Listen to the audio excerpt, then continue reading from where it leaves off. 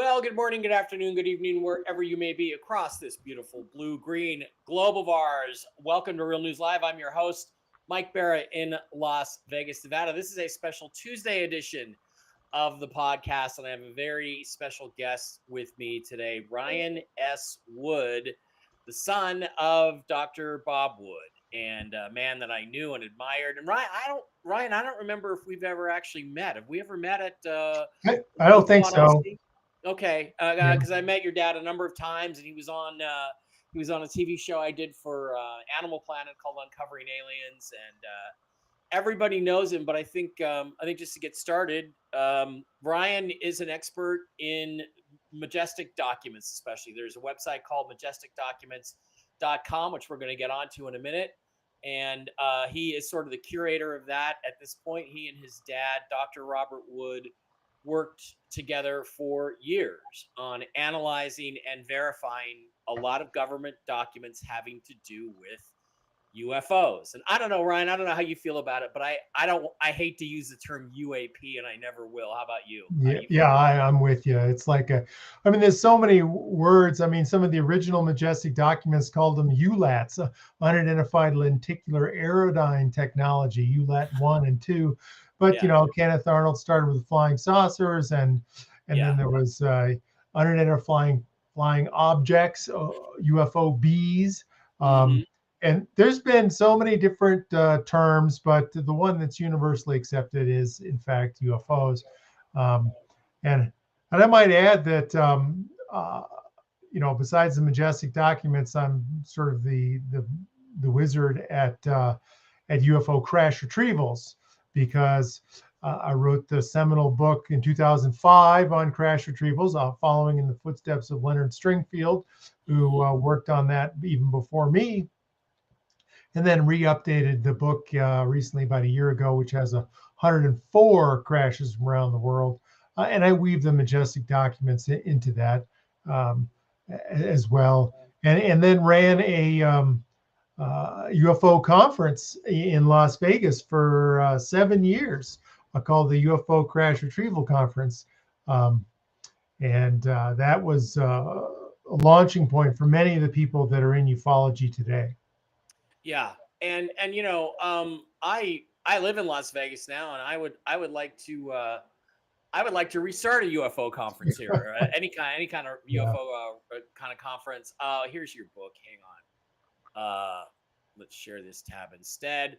Magic Eyes Only, which is by Ryan S. Wood. That's on the website, and that will all be in the description when we get done. That's the most recent one, I guess. Yeah, that's the most recent one. Yeah, that's this one.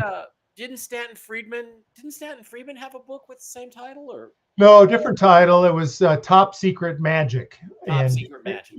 And it was focusing on the first leaked Majestic document, the Eisenhower briefing document, which arrived in 1984 to a Los Angeles producer called Jamie Chandray. And it was fairly interesting and a subject of a lot of debate and analysis and so forth. But certainly Stan, and to some extent a little bit of my father, although he was still working at the time, was aware of and following. And I certainly saw it. And then later on, there was actually a couple other sources that provided copies of the Eisenhower briefing document, which seemed supportive and unique and different from their the sort of subtleties of the paper and the margins and the little unique little details. And so that's one that seems to be highly authentic, or high probability of being totally genuine. Right. Of authenticity there. Yeah. And for those of you that don't know, that's kind of how the Majestic 12 thing got started. There was microfilm actually mailed by postal mail in 1984, I believe you said correctly. Yeah, 1984. To Jamie Chandray, a UFO researcher at the time, and another gentleman whose name escapes me just at the moment. Bill Moore. Bill or Moore, right? And they went through it and they got it developed. And if you don't know, in 1984, I was working at Boeing. Microfilm was still the way information was stored. Their computers were primitive. It was actually undeveloped Tri-X film. It was a film canister. The exact same way that the next major leak happened in 1994. The Special Operations Manual, Extraterrestrial Entities, Technology Recovery and Disposal, which is a real mouthful. Right. So we had these documents, and there was a dispute for years and years. I've got this piece of fuzz. Okay, I got it. There was a dispute for years and years and years about the authenticity, and then you wrote your book. Stan Friedman wrote his book, Top Secret Magic. I got the title wrong. I should know that, but I'm getting into my 60s now, so it's like I don't remember things as well as I used to, as clearly as I used to. But let's go back into your background and your dad's background. Your dad, Dr. Bob Wood, who I did consider at least a friendly acquaintance, if not a friend, one of the greats in ufology. He actually got hired back in the 1960s to buy his company. I think it was Hughes. Am I correct on that? No, Douglas Aircraft Company. He worked at Douglas Aircraft Company and then McDonnell Douglas and then Boeing for 43 years. So he had a long total career there.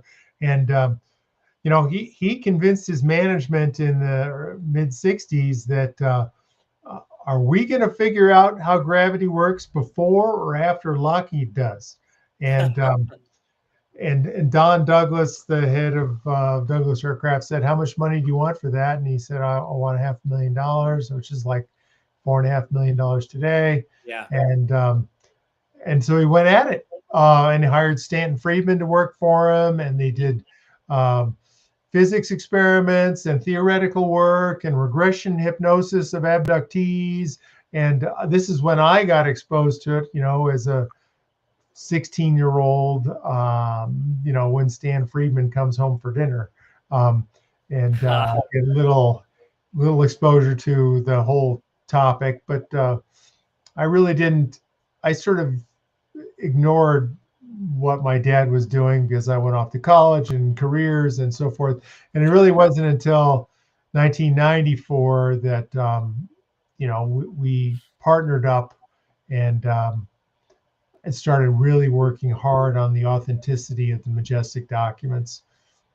Yeah. And if you've never read the Eisenhower briefing memo, it's basically a briefing memo for the incoming president-elect Dwight D. Eisenhower on everything at that time that we knew about aliens, UFOs, the Roswell incident, which I still think you could make an argument Roswell was German flying wing aircraft that had been re-engineered, back-engineered, that Kenneth Arnold saw, and then 2 weeks later they moved him to Roswell and one of them crashed. You can make an argument, except for the fact that I think when this is the shape of the way they were described, except that I think when it gets to the end of it, if that was really what happened, why doesn't the government just say that? Which I think is really interesting stuff. So, well, you don't look like you like that theory too much, but there's clear documentation that, it appears to have been an extraterrestrial incident. There were aliens involved. Yeah, absolutely. Everything. I mean, the Interplanetary Phenomenon Unit report in July of 47. Yeah. And then the government's acknowledgement that there really was an Interplanetary Phenomenon Unit, part of the Assistant Chief of Staff for Intelligence, Technical and Scientific Branch. So, yeah, I mean, there's just so much evidence supporting not only documents but witnesses and all that. And if it was a flying wing, they would have probably. I think they would have. I mean, I think it's fun to speculate about could it have been this? It fits a lot of things.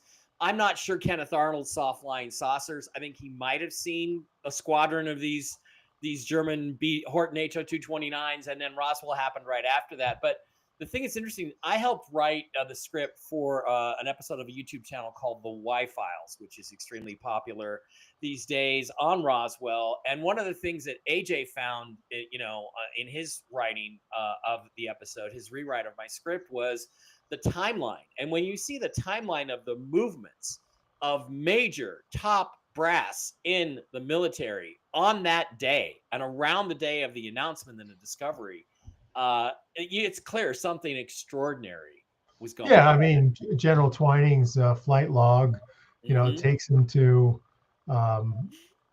a variety, right, Patterson Air Force Base, but also to Roswell Air Force Base, and so yeah, I mean, there's over a weather balloon because of a weather balloon. Sure. Yeah, there's loads of evidence to say that's real. So yeah, I'm not in any doubt of the reality of that event. Right. Okay, so before we get into the actual documents, and I have this pet theory about the Kennedy assassination, that the real reason Kennedy, they finally decided to get rid of him after everybody wanted to get rid of him, was these national security action memos where he had already made, and I think we've established pretty clearly, or at least I believe I have, that Khrushchev had agreed to go to the moon with the United States together, and they would share whatever they found there. And of course, I believe, being an Ancient Aliens guy and having worked with Richard C. Hoagland over the years, I believe that they were going there to retrieve ancient alien technology and try to reverse engineer it. That's what I think the purpose of Apollo was. So maybe not Apollo 11, but the other ones, the other missions. So that was the reason why they said, okay, this is it. We have to cut this guy off. So we're going to be talking about those documents in detail. But before I got to that, I wanted to ask you, like, what's the process that you and your dad went through? And Bob's, Ryan's dad, Dr. Bob Wood, was just absolutely a brilliant man. He just passed away last fall. And I want to express my condolences. Thank you. We've lost one of the great ones. The process for, he was a physicist. The process we used for authenticating ranges the gamut depending upon the various documents. So in some cases, you can check the provenance, where the document came from. And for example, in the Special Operations Manual, we trace back the people in the change control page to Kirkland Air Force Base and living on the base and so forth. So that was a powerful twist. Another type of authenticity investigation is the right people at the right time. Is this the right person to have done an autopsy of an alien? Dr. Charles Ethan Ray and Dietlif Bronk. Do they have the right credentials? Do they have the right connections? Did they know Leslie Groves? Was it appropriate? So that's another thing, the names and places. The other thing you can check is the word usage, or the etymology, so to speak. Is the language correct for the era? For example, in the White Hot Report, which is all about the Roswell reverse engineering effort in the summer of '42, there's a subtlety of, in the neutronic power plant, there's a mention of NE-102. And you go, well, what's that? I mean, so you hunt around and find it. Oh, yeah, it was really in the junkyards of Sandia National Labs as a type of rubber. And yeah, it's appropriate for 1947 and sort of a zinger of authenticity, that what faker in the right mind would use the correct detail like that. And then there's in the case of the Encyclopedia of Flying Saucers, the Bowen manuscript, and this is original paper, so you get original inks, original pen marks, pencil marks, and so you can do forensics on that, just determine what the dates of the pen marks were, or the time frames, and then handwriting analysis and typewriter analysis of, well, what type of typewriter was it? There's certain times when these typewriters work and so forth. So that's a cross section. Every document has its own set of authentication approaches, and you can easily spend a lot more money going deeper and deeper with each individual document. You see a name there. Okay, the person's dead. Do you have his FBI file? Have you interviewed their children? Have you interviewed their grandchildren? So have you gone to the town? I mean, you can spend 50 grand in a flash doing real research on a particular document. Right. And it's an amazing process. And like you say, it's an expensive process, and it's it requires a great deal of detail.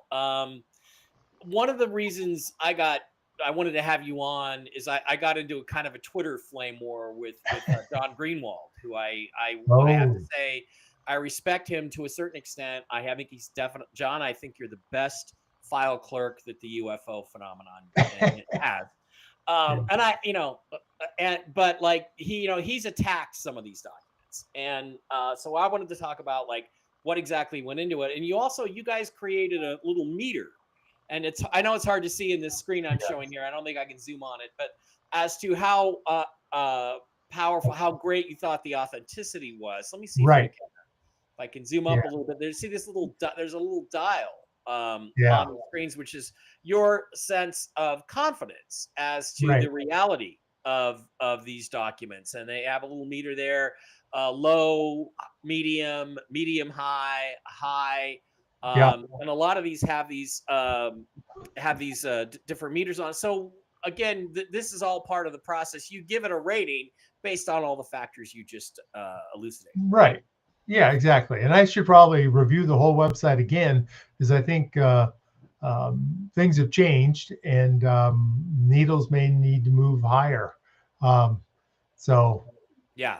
yeah, Yeah. um, So, okay. So what you can do then is you simply click on the documents, and then it'll open up a PDF of the various documents. And one of the ones I really wanted to talk about was this interplanetary phenomenon unit report, which I came across. I didn't really know it existed yeah, during the course of my research for the book Ancient Aliens and JFK. And one of the things it talks about, which I think was fascinating, is down here on item number 10 on page 5. Let me see if I can zoom this a little yeah. bit. I can zoom it a There little you bit. go. It says, with the pending approval of James Forrestal, who we know as Secretary of Defense, who we know was a close family friend of the Kennedy family and knew John Kennedy very well. It is certain that he will be briefed on certain aspects of the discoveries, and what they're referring to is the crash at Roswell primarily. Right, exactly. The only cabinet member to date that may know the details is Secretary of State Marshall. It has become known to CIC, Commander in Chief, that some of the recovery operation was shared with Representative John F. Kennedy, Massachusetts Democrat elected to Congress in 46, son of Joseph P. Kennedy, Commission on Organization of the Executive Branch of the Government. Kennedy had limited duty as a naval officer assigned to naval intelligence during the war, and it is believed that information was obtained from a source in Congress who is close to the Secretary of the Air Force. Personally, I tend to think, Ryan, that his source was James Forrestal rather than some other guy, but it's possible it's some other guy.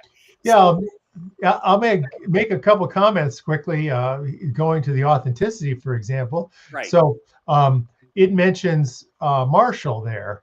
Yeah. So I went to the Virginia Military Institute where Marshall's papers were, and all his desk calendars. And lo and behold, the desk calendar for 47 is there. However, all of July and August and September are gone. They're Isn't that removed. interesting? Isn't that interesting? Yeah, at the You time see of the the Roswell crash, suddenly you can't track his movements. Amazing. right, yeah. It's like, but before then, you can see the dentist appointments and the secretaries and the various meetings, and it's Mistress. all scribbled in there in the calendar, and it's Yeah. all. Yeah. So it's a fascinating little sidebar, and who told Kennedy about this? Marshall could have told him. Mhm. Your Forrestal. Forrestal was certainly, you know, he was a high level guy, and he got murdered. And one of the other Majestic documents Yeah. suggests that it was necessary and regrettable that he jumped out the window or was thrown out the window. Jumped out the window with his own pajama drawstring around his neck after having been shot. Yeah, right. Exactly. But I have Forrestal's FBI file, for example, and it's in my new tool or AI database tool, and and he was, he drank a little bit. It was a little paranoid. He thought that people were after him, and I think that these FBI wiretaps, which is what's in the file, show a man that's psychologically stressed or potentially perceived as being unstable, and that may have been the impetus for his termination. Yeah, well, Dr. Michael Salla had a book on Forrestal, or that was pretty good and had a lot of information in it. I found out some information sort of independently, as much as you can trust things on the internet. That Jack, the guy who exposed the Pentagon Papers, Jack Anderson, worked for a reporter, I believe, with the Washington Post, and they were basically assigned to destroy his character in public, to make him look like he was crazy and mentally ill. And he said, I don't know why we attacked them like that, but they were under instructions to do so, to discredit Forrestal and get him out as Secretary of Defense. And of course, the rumor is that he objected to the secrecy of the Majestic 12 organization. He felt the people deserved to know. And it's pretty clear from Kennedy's discussions and things about John Kennedy that he pretty much felt the same way. He agreed with Forrestal that we should tell people. And the other thing too that I think is really fascinating about their connection is, Kennedy was covering Forrestal as a reporter for Hearst newspapers right after at the end of the war in 45, and at one point they were within 3 or 4 hours of the area where they found the so-called test rig for the Nazi Bell in Silesia. So they could have certainly, if there was anything alien there that the Nazis had access to, they certainly could have reviewed it and understood it to a certain extent at that point, which I found fascinating. And of course, there's the now famous photo of JFK on Memorial Day 1963, gave a speech at Arlington National Cemetery, and then drove and spent about 20 minutes just sort of staring at the grave of James Forrestal. So the connection was clearly, I think, very close. Yeah. Now, another thought that crossed my mind when you were describing this sort of hatchet job by the press on Forrestal was another linkage to the Majestic documents in the fifth annual report, item P, called Government Policy of Control and Denial. One of the most difficult aspects of controlling the perception in the public's mind of the government attempts of denial and ignorance is actual control of the press. Until a clear intent is established with diplomatic relations firmly in hand, it's a recommendation of President's special panel with concurrence of Majestic 12 that the policy of strict denial of events surfacing from Roswell and the other incident caliber be enforced. Now, so this is 52 or so, and they're working on control of the press or diplomatic relationships with the press. And then we know that Project Mockingbird, which was a CIA program about controlling the press, is still to this day denied in toto against a clear authorized executive order. Yeah. So it's, in my mind, they really did control the press, and they had a deliberate effort to smear him, and that was a logical speculation in my mind.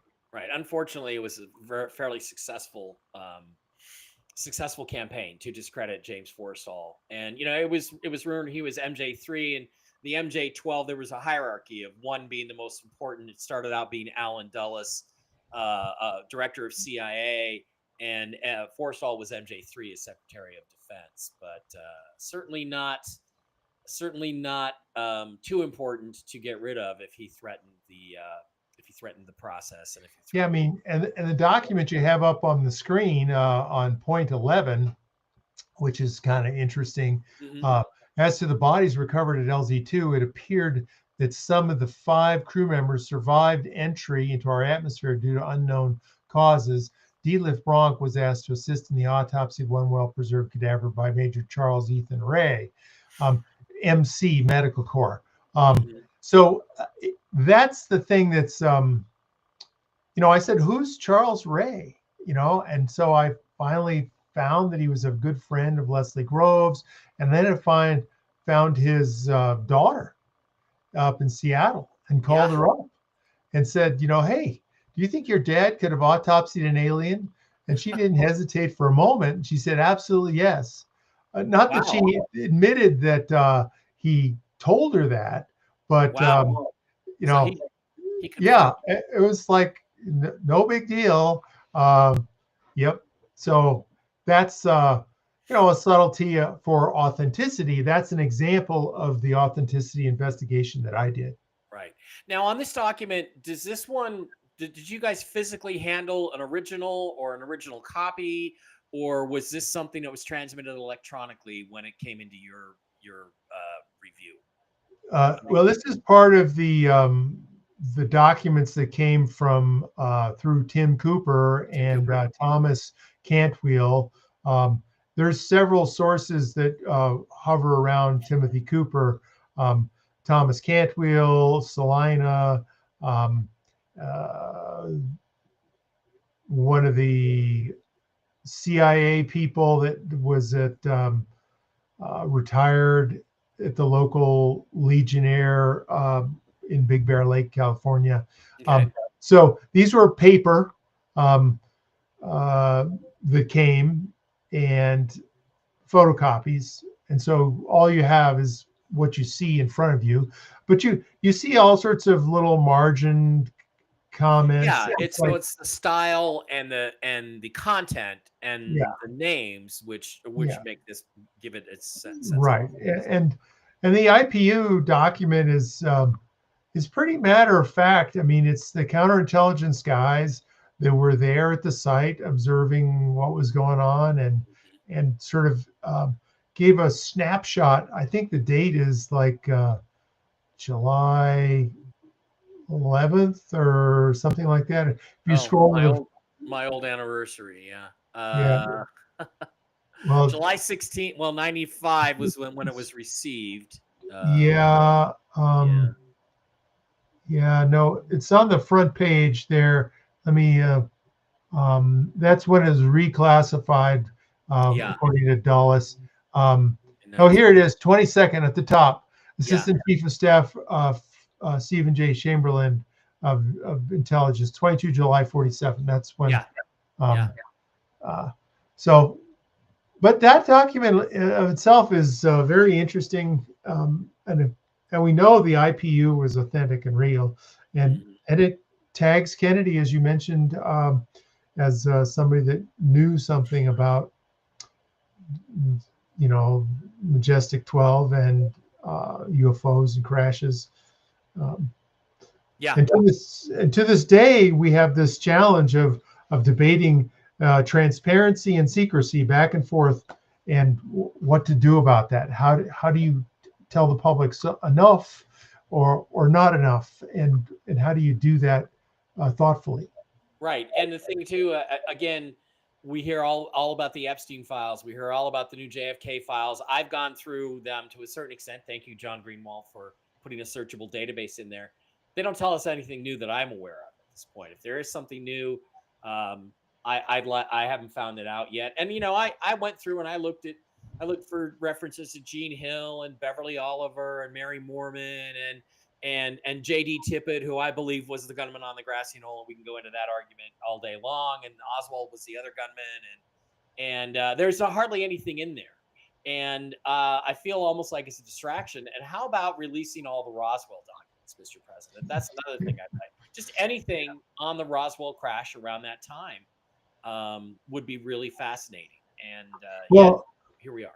Yeah, no, and I suspect that even if the president signed an executive order to do that, the people in the intelligence community say, well, Mr. President, I don't know where they are. Yeah. I mean, the National Archives doesn't seem to have them. They may have tidbits lost in their vaults, in the classified vaults, but it takes a huge amount of effort to research it and find it. And the counterintelligence guys long ago decided, we got to get rid of all this stuff. We got to take it. We got to hide it. We'll keep it. I'm sure they kept it, but it's, it's in a vault in Area 51. you Well, know. it's not too far from where I live. Just tell me where to look, and I'll head out there. Yeah, exactly. Oh yeah, I want Um, to talk about a couple other documents before we let you go here, and of course, one of the ones that's really so fascinating is so-called burn memo from ah, around or looks like it was probably created in 1963 is what my guess would be. But this is so-called burn memo. The story, as I understand it, is that it was found. I want to say by well, you tell the story, but yeah, right. No, okay, since you yeah, know the details and I don't exactly. yeah, this is part of the material from source S1, which is believed to be Thomas Cantwheel, um, and it was original documents that he pulled from the fire. And actually, for fun, here I pulled up the original so you can sort of see it live on the Oh, camera. Um, so and you actually that is the original. You've examined the original of this document. Yeah, I have the original. All the files, basically. I mean, I cleaned out all my father's files. I have all the original first generation negatives of the Eisenhower briefing document, the special operations manual, the burned memo. I am the repository of all the Majestic documents. So this one, it says do not remove from safe. Fritz for JJA, James uses Angleton. So it sets up a variety of these projects, Majestic and Jehovah, M and J, and then Enviro, Parasite, Perihelion, and many other code words that are in this burned memo. And it's stamped CI, which is counterintelligence. Right there, yeah. And the challenge with this is that although you have the originals, it's difficult to do forensics on the red stamps at the top, which you could do. You could do liquid chromatography, but you got to get other examples from the National Archives. So I would want CIA counterintelligence documents with top secret stamps on it, and then I could punch a little hole out of the known authentic one, and do liquid chromatography on it and compare that to this one to basically fingerprint the material and ensure that, oh yeah, it's really genuine, old ink of the right time and era and so forth. But getting the archivist of the United States to approve that would it take the president to ask for that, or I mean, they don't let you do anything to interrupt the quality of their documents there. But yeah, no, the burn memos are very interesting. They're difficult to read, but they're very, they talk about how to deal with a crash, Yeah, and I mean, how do you spike the area. They have a code name called spike, right. and then they have another code word called house cleaning, where they and then they also imply right there on this one on project environment, when the conditions become non-conducive for growth. That's, I guess, the code for growth of the UFO phenomenon and the Power. counterintelligence and power of that organization. The environment in Washington cannot be influenced any further, i.e., they can't manipulate Kennedy or any other people to enhance their thing. The weather is lacking in precipitation. It should be wet, and that's a reference to wet works, which is get rid of people. Right, exactly. So this is appropriately, counterintelligence, deniable, doublespeak sort of language.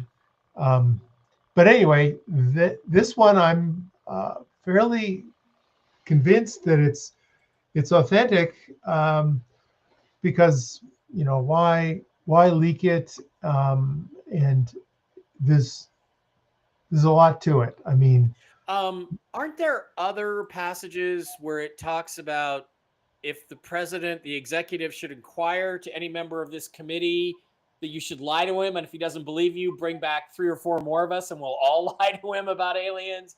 And what about the thing about it talks about how, as you know, Lancer is making inquiries to our activities, which we cannot allow. Lancer, Yeah, I think that's in this document. yeah, Um, JFK. Okay, yeah, sorry, go ahead. Which right. document is Yeah, that? That's I think it's in this particular document, the Byrne memo. I think okay. it's one of Yeah, the directives.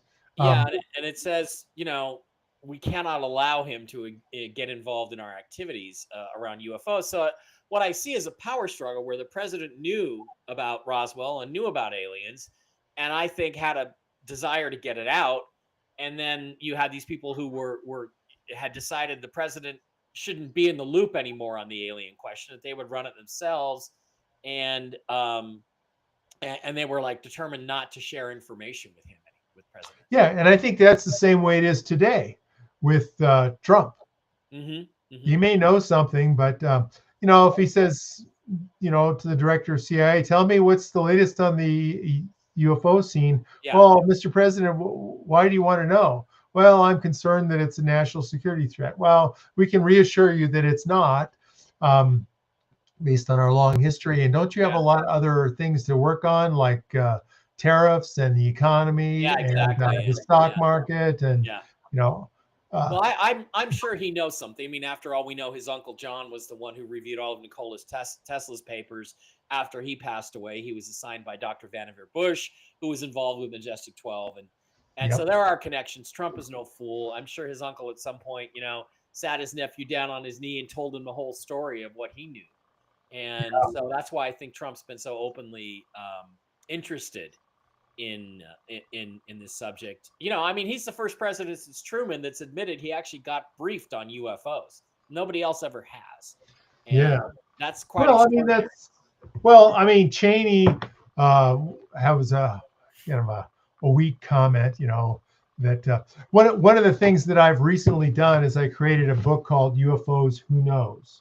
Mm-hmm. And this is a book of 185 quotations of astronauts, celebrities, presidents, government officials, religious leaders, all of it, one page per quote sort of thing, a picture, the quote, the reference, and a bio. And it's all on Amazon. And it's a very, just out in the last 6 months, powerful discussion of not only what people perceive as, astronauts from, Gordon Cooper and Ed Mitchell and Irwin and people who recognize there, but lots of celebrities: David Bowie, John Lennon, Keith Richards, Demi Lovato, Wow. Nick Jonas, Muhammad Ali, Jackie Gleason, Dan Aykroyd, Spielberg, ... It just goes on. Bowie, the fact that Bowie had alien sightings does not surprise me because I always thought he was one anyway. So Yeah, exactly. And then lots of military people, and we spent a lot of work on religious leaders from the Dalai Lama to the Pope, and then presidents. There's a lot of quotes from presidents, Mm-hmm. and that's what triggered my thought about this. And the one I like the best is Obama being interviewed on Jimmy Kimmel Live, where he basically said, I can't really tell you about it because the aliens are in charge, and they don't want us to tell you. So wow. that's okay. And that book is called UFOs Who Knows. There it is. You got it up. Right on Amazon.com. Just type in Ryan. Yeah, exactly. So this is one of the latest efforts that I've done.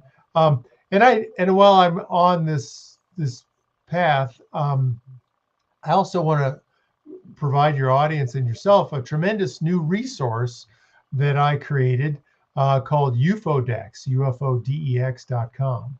Okay. And you probably have never heard of this, but you can pull it up and throw it in the box there. It is a repository of, I think, 660,000 pages of UFO documents that's all AI searchable enabled. this blows away the whole Black Vault thing in a gross way. I mean, Black Okay. Vault, all this other stuff. Um, I've extracted everything that was relevant to ufology from Black Vault, which is mostly CIA stuff. But it also, UFODEX has 750 of the best UFO books scanned and OCR'd. I All hope the mine are in there. I hope mine are in there, Ryan. Yeah, probably. I I mean, hope so. Anyway, yeah. what's the title? You could just Well, ancient aliens on the moon, ancient aliens on Mars, yeah, Mars mission, secret history of NASA. you can. Yeah, So what you can do is you end up typing in your question. right. Now, and you said, tell me about the Kennedy assassination and its links to UFOs. So provide Mhm. the sources and reference to that. And in 24 hours, you'll get a response. It's going to go live and be totally interactive at some point in the future. Wow. But right now, you get 1,000-word, well-constructed answer based on this knowledge base. And it's not just the books, it's the periodicals too. All the flying saucer reviews, all the MUFON journals, all the crash retrieval conference proceedings, all the MUFON stuff, all the Center for UFO Studies, all the UFOevidence.org, all my FBI files, all the work at the National Archives that my father and I've done. So it is really an impressive database. And by the time I do Contact in the Desert at the end of May, first part of June, we should be up to 750,000 pages of, Wow. of data. And you can ask any question you want and get a stunning answer from. I will use that as a research tool in the future. Right. Well, type in your name. Who's Mike Barra and what's his. And do that, and we'll get you an answer. Well, So, I don't know if I want to see the answer right now. well, I can tell Mike you it'll Barra be a is hell of a really lot hated. better than ChatGPT. Mike Barra is really hated in the UFO community because he proved the Calvine UFO photo is the tip of Farragon Hill in Scotland. Okay. Me, Ryan, I only care about the truth. And I know aliens are Good. real. I know we're being visited. I know the Majestic documents are real. I know there was an organization called Majestic 12. I know that John F. Kennedy fired Alan Dulles as director of CIA, but he could not fire him from MJ-12. And I believe it was Dulles who ultimately gave the order to have Kennedy killed. But yeah, I tend to irritate people in this community when I kind of shoot down their pet theories sometimes. Yeah, I mean, you don't think it was Angleton that gave the order? Well, remember, Angleton said that he was aware recently. This new audio came out that he's aware that there was a small cabal inside CIA. Well, what if he didn't know about MJ-12? He knew that there was this small group that was meeting separately that was MJ-12. So I think that's what he's talking about. I think that's who he's talking about. And no, I don't believe he had the authority. I believe it had to come from Dulles. And that's what I think why the Byrne memo is so pivotal, because I believe it's pretty well considered that Dulles was the author of the Byrne memo, and the dating of it places it in September, October of 1963. I believe that's been not necessarily established, but strongly speculated to be correct. And it's pretty clear they were under a lot of pressure from Kennedy. And then when Kennedy does what he did next, what we're going to talk about next, he turns around and he issues national security action memos, one to CIA, one to NSA, NASA, and basically says, some quite extraordinary things. This is right. Yeah, I remember those. And there was one leaked one and one authentic one. And the authentic one, absolutely authentic one is sorry, I've got to get over there to the you got to get to the FOIA section. The authentic one, he tells I believe James Webb, director of NASA at the time, to open an office and begin exchanging information with the Russians. Now, it's important to note that presidents are not going to do this unless they already have a behind-the-scenes agreement with the other party that we're going to work together, we're going to go to the moon together, and it's verified by Sergei Khrushchev, who was a senior fellow at Brown University, the son of Nikita Khrushchev, who says, my dad and I took a walk in late October, early November of '63, and he said he was going to accept Kennedy's public offer of September 20th, 1963 at the UN to go to the moon together in cooperation and share everything. And I believe that was the last straw. I believe that was when MJ12, sometime after the Byrne memo, met and Dulles said, okay, this guy has to go. This is the last straw, because they knew what we were going to find on the moon. And it wasn't going to be a bunch of rocks. It was going to be some really interesting technology. So, and not only that, I can understand them to a certain extent, because think about it. This is the dictator and the country that just pointed nuclear weapons at us from, 90 miles away about a year before. So right, yeah, he was pissed and didn't want to have that happen again. So he wanted to cooperate and share the knowns and the unknowns.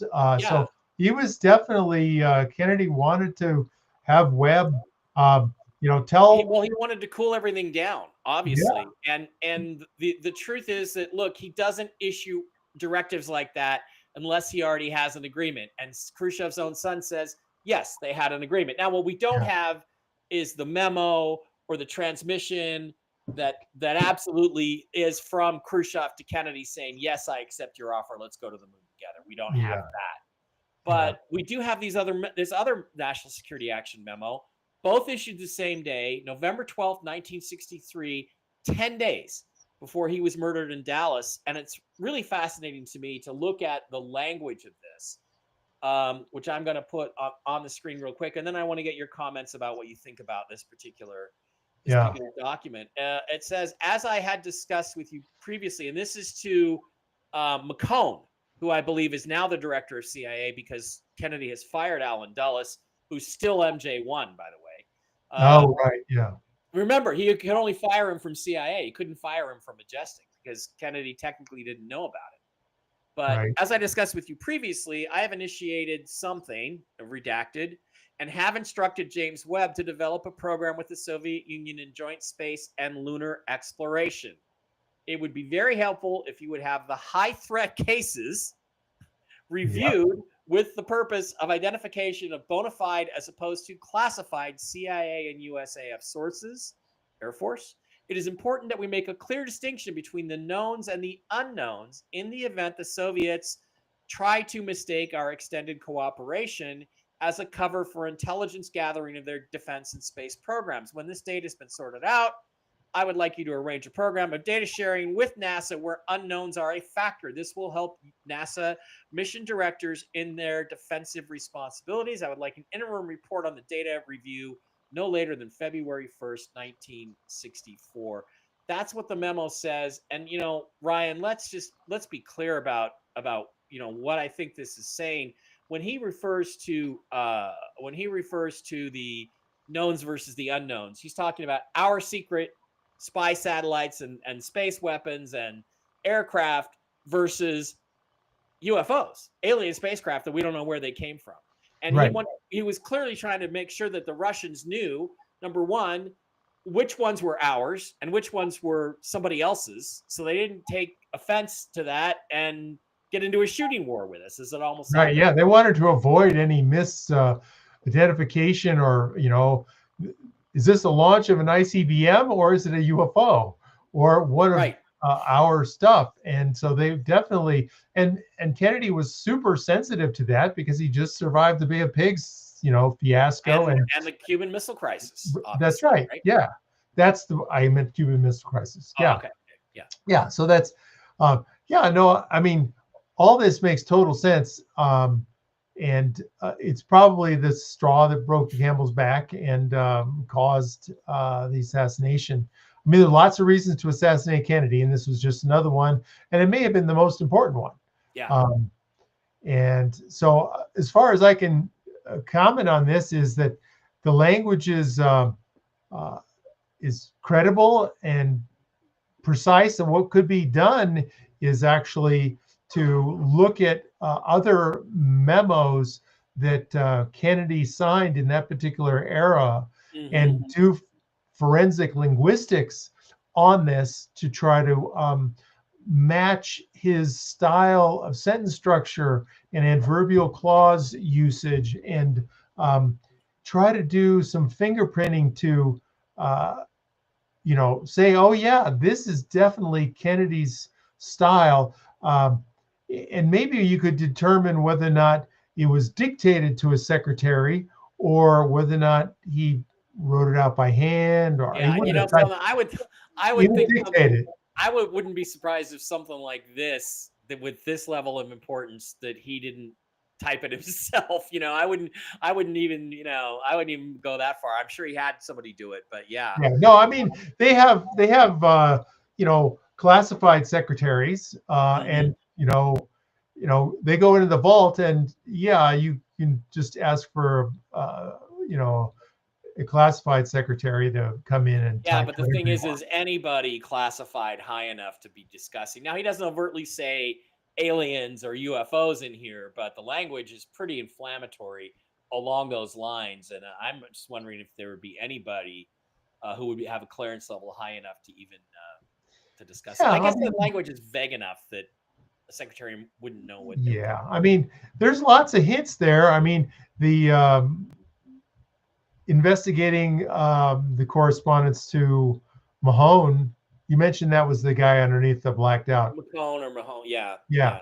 So, I mean, his correspondence, you could actually FOIA the CIA and say, I want all the correspondence to and from Mahone, from, September 1 to Yeah, June, or this block of time, um, and um, and see what you get. Um, right. and and you wonder, what's the classification stamp up at the top? Uh, it it's probably clearly My top guess is secret. top secret, magic, eyes only is what it says. That's Yeah, my guess. yeah, Um, as to yeah. what's up there. It fits about right. Top secret, yeah, Well, certainly top secret magic does. yeah, Um, and then eyes so, only below would probably be it. yeah, Well, I mean, let's be honest. If it was originated from President Kennedy, it wouldn't say that. It would say something else. yeah, yeah. Um, So but what's your what's the White source? House probably. Right. What's your source origin of this particular document? Well, like, where did it come from? And what's your confidence in the level of authenticity of this? It looks like it's medium high on the website, 75, 80% that this Yeah, is. I'd say that's still the fair one. I mean, there's on the Majestic website, there is a tab called sources. Okay. Oh, right. Okay. And if you go there, you can actually um, scroll down and find out where this document came from. But I believe it's source S1, um, which is Resources, documentary, or no, it should be under. Um, investigations?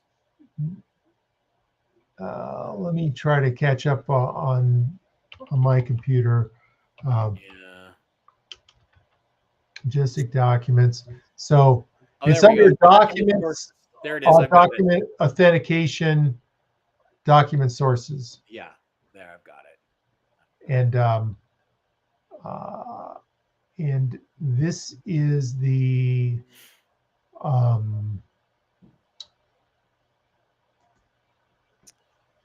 Kennedy memo, right? Kennedy memo on declassification review. It says TS, top secret. Yeah. Oh, JFK to CIA director, top secret. That is from the former CIA archivist, I guess. It's under his. JFK to director of CIA. Yeah, yeah. That's under Thomas Cantwell. Cantwell. Okay. Yeah. Okay. Retired counterintelligence. So, okay. Yeah, this is one of the major sources of Leakers. the. Yeah, of the one of the ones you don't see referenced in any of the phony baloney congressional hearings that you're getting. Yeah. Lately. Yeah. Sorry, go ahead. Yeah, people are trying to figure out who this guy Thomas Cantwell has been. Some people have speculated some Russian guy. I disagree with that. I mean, I don't know why there's all this buzz about, who leaked it. People work on the provenance all the time, but it's somebody in counterintelligence, and it's a very bounded set. So there's like 30 people in counterintelligence in 1947. And probably a lot of them were Manhattan Engineering District people, or part of the OSS. So it's solvable, but again, give me the check for $100,000 and I'll go hire a bunch of private investigators and we'll go dig down. Nobody wants to fund that. So that's I do, but we'll see. Maybe I'll get lucky with XRP and cryptocurrencies. And there you go. Be able to finance that. That would. I mean, great. Bitcoin is up today, and it's there we go. 90 grand or something. So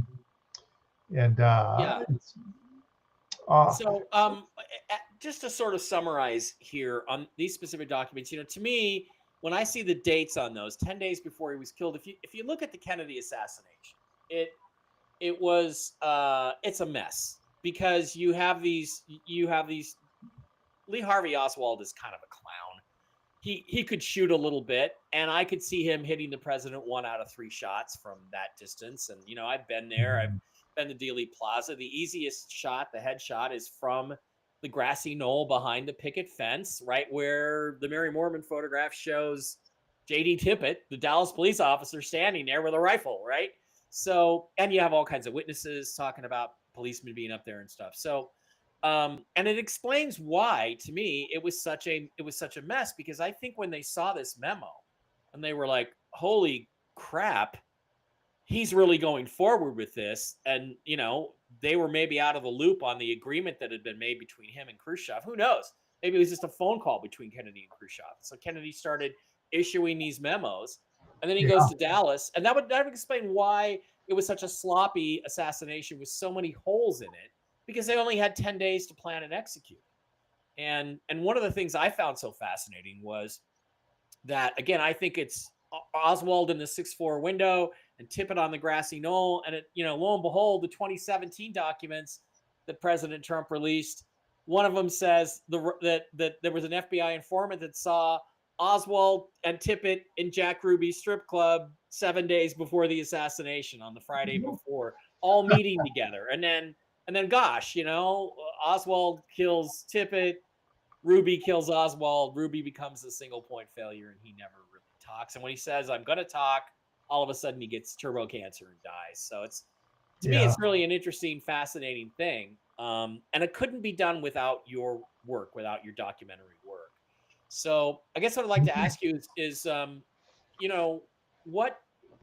what's your level of confidence in the documents, not just these documents, but all of them?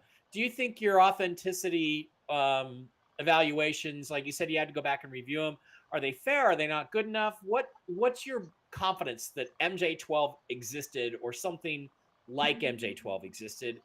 And what's your level of belief that they're still back there pulling the strings on the UFO disclosure? Yeah, no, I would say 99.4 or 5 or something that the MJ12 documents are real. I mean, the one that's most powerful is the Special Operations Manual, Extraterrestrial Entities, Technology, Recovery, and Disposal. And yes, absolutely. There's still got to be a control group.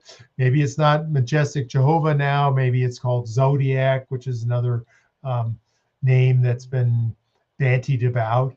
But they would have to. And they would have to have, a compartment group that's focused on the bodies and the aliens and the biology, and a different group on the hardware, technology, and propulsion. And they probably have lots of different subcompartments. They need to do that to ensure the management of this. And the question is it really inside the government control's hands nowadays, or is it somehow off-world or outside of government oversight? Or there's probably a few doors that you can knock on that you will get evaluated. Do they have highly psychic and talented people that screen everybody? If you want to be part of this group nowadays, I suspect that you not only have to graduate from one of the academies, you have to pass all sorts of psychological tests, be willing to be lie detectored every month and under video surveillance, work underground, and probably have to agree to have your memory erased mildly after 5 years. So there's a limited whole scope of people that understand how important. And then, the speculation that, if you really have an alien or something like that, they certainly have a telepathic powers that are far beyond humans. You might get the Vulcan mind meld treatment and and forget things. Yeah. Okay, so anything in closing you'd like to say? The website is majesticdocuments.com, and the current book is there's UFO Dex, which is the new index, which is going to be really cool, and I'm going to put the link to that in the description. Yeah. But is there anything else you'd like to add, or anything you think it's important? Yeah. Well, I welcome any criticism of the Majestic documents. And, if you have a specific comment, like it's fake because, and you can back that up with any sort of logic other than your speculation, I'm all ears. I'm happy to explore anything that could be problematic. But so far, I have not seen any evidence that any of the documents are truly, Fake. Psychological warfare or fake documents or anything like that. Now, there's stuff that can't be investigated, stuff that's, you throw up your hands and say, I can't do anything more here. Your guess is as good as mine. I mean, it's sort of in the neutral bucket. And I guess the only other last thing is, one of the things that I used UFODEX tool for was to create a new little thin book called the AI Ufologist, answering the big questions of ufology. What's the agenda? Why are they here? Why do they abduct humans? Why can't the government tell the truth? All these questions that people have, and that's what I'm going to be doing at Contact in the Desert. I have a whole workshop there about, answering people's questions in real time with the UFODEX tool. And I encourage everybody to get their hot button question in, make it as tough and nasty as you want. Sure. And so that's got an answer for you. That's right. Of a guy who knows his stuff, folks. Yeah, right. While you're there, Ryan, why don't you ask the Contact in the Desert people why they don't invite me anymore since 2022? Well, why don't they invite you anymore? Well, I think Gaia is a sponsor, and I've been very hard on Gaia at times, and I suspect that's got something to do with it. So Okay. I've been pretty hard on them. Some of the things they put out that I think are. Well, good investigation is paramount, Mike, and thank you for the work that you're doing and the leadership you're showing.